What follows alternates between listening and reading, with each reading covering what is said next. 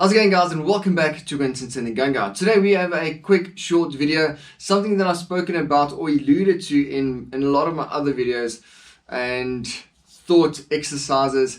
This is ambush versus counter ambush. Now it has military applications, but we are talking today about the everyday carrier, the average person that's prepared for the worst, but hopefully that's never going to happen.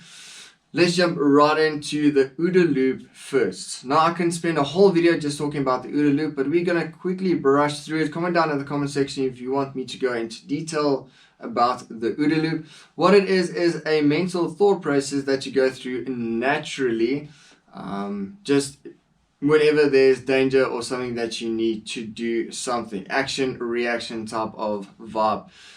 OODA loop stands for observe, orientate, decide, act. So observe, you see something. Orientate, you move yourself to be in a position to decide what to do and to act out.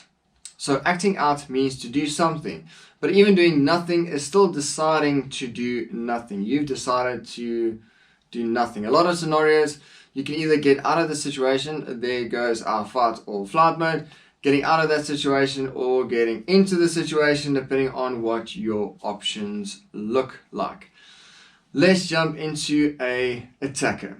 So an attacker is an ambush predator. Why an ambush predator? Because that puts you on the back foot immediately, ensuring their mission success, which they just want to get either your money or you or your property or anything like that, or do bad things to you. That's their mission set. So getting you on your back foot, being an ambush predator, that's going to ensure or increase their chances of being successful. Now, we start our OODA loop as soon as something like that happens. Now, OODA loop isn't just for you as the victim of the attack, it's for your attacker as well. How it works is, if you are in an altercation, both people are running through their OODA loop. So if you are cooperative, he's basically winning and his OODA loop is trumping yours. As soon as you get into someone else's mind, having them start their OODA loop from scratch, you have the advantage then. Something like, let's start from the basis, something that I'm very passionate about, and that's empty-handed skills. I think that's the basis for should be the basis for every everyday carrier. I'm sick of hearing people that say, well, I carry a gun, I don't need to know anything else. That's a dangerous mindset. Anyway, let's jump into that. Let's say either me, I'm a small guy, or a lady, for example. There is an ambush predator, an attacker that's targeting this specific person. What if that person has empty-handed skills? What if they are a black belt in whatever martial arts, full in X? They have a black belt and they can actually bang, or they can do jiu-jitsu, or they can just throw them to the ground, judo player. The game changes a bit. So if he gets resistance, the attacker, he, she, I don't know, if that person gets resistant, they need to start their OODA loop from scratch, and now they need to process what's happening currently in the situation. That's the importance of concealing. That needs to be your secret. If you open carry, that attacker is prepared for you going for your weapon. So they've already gone through that mental process of getting control of your weapon or getting you away from accessing that specific weapon. Very important to note. So they have the OODA loop sorted now. They have the advantage of the OODA loop. Now, that counter ambush of yours is your empty-handed skills. Let's say it gets even worse from there. You've got your empty-handed skills. You're going for non-lethal options like pepper spray. Same thing again. You spray it in his eyes. They go blind. They struggle to breathe. Now they need to start the OODA loop from scratch with a diminished performance body. That's going to make their OODA loop less effective than yours, or less effective than it was just a couple of seconds ago.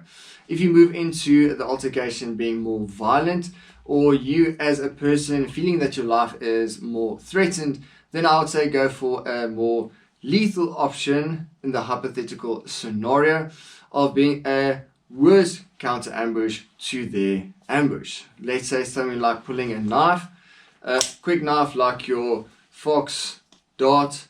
This is going to inflict damage. That person is probably not going to want to fight anymore. Cool thing about this specific knife with your retention ring is you can still fight, you can still bang with it, and you can inflict damage. Cool thing about having an option with a life-threatening or a lethal option. Same thing again with this Kershaw Emerson. Also, you can inflict damage, you can still fight, bang, whichever grip that you prefer, whether it's a ice pick grip that I like or whether it's a hammer grip, doesn't really matter. Getting into pedantics. That's a better counter ambush. Now imagine if you pull a knife, if you start making space, trying to get away, what's going to happen to that person's OODA loop? You're getting into their mind, your OODA loop is a whole lot stronger now. And so you've decided to act out on stabbing the person or the attacker. That's going to create space. You need to observe, orientate, decide, act. Again, you need to see what's actually happening to the attacker. Is the attacker going away? If the attacker is not going away, you can maybe go for something like a firearm. What's going to happen? This is a good deterrent tool to hopefully stop the altercation. Firearm is clear and safe, so don't stress about that. Firearm is clear and safe, so that's cool. It's not going to be clear and safe when you use it in a life-threatening scenario. Another good example of being prepared and having your counter ambush sorted. Best way to have a counter ambush sorted is to have training and have the gear. We all like to talk about the gear, we never like to talk about the training. If you don't have training, whether it's empty-handed skills, working in close quarters, working on the ground, stand up, you need to be a complete fighter before you can actually be proficient at weapons. Because you need space, you need time to be able to access those weapons. Otherwise, his OODA loop is going to trump your OODA loop. Hope you guys enjoyed this quick video about counter ambush and ambush, because I've spoken about parts of this video in other videos as well, but I just wanted to explain the concept of ambush versus counter ambush. Like, share, subscribe, almost at that 1,000 subscribers mark, so please share for your buddies that have a common interest. I'll see you guys later for a review again. Cheers guys.